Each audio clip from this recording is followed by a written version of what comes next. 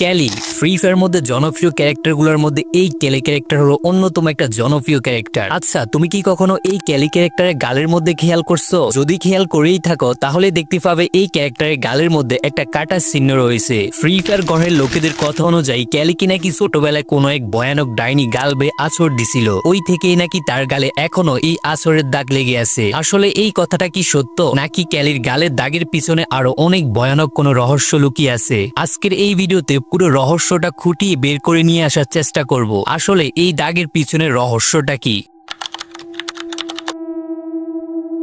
ক্যালির জন্ম 1995। ক্যালিকে নিয়ে তার পরিবার ছিল খুবই সুখী। বাবার একমাত্র মেয়ে ক্যালি, তাকে নিয়ে সারাক্ষণ আনন্দে এবং খেলাধুলায় মেতে থাকতো ক্যালির বাবা। ধীরে ধীরে বড় হতে থাকলো ক্যালি। তার কয়েক বছর পরই হঠাৎ করে তাদের ফ্যামিলিতে নেমে আসে কালো এক ছায়া। ডিভোর্স হয়ে যায় ক্যালির মা বাবার মাঝখানে। ছোট্ট ক্যালির কথা মাথায় রেখে তার কয়েকদিন পরেই তার বাবা সেকেন্ড বিয়ে করে ফেলে। ক্যালি তার সেকেন্ড মার কাছে ধীরে ধীরে বড় হতে থাকে। ছোটবেলা থেকেই ক্যালির একটাই ড্রিম ছিল, বড় হয়ে শত্রুদের বিপক্ষে সে একাই লড়াই করবে।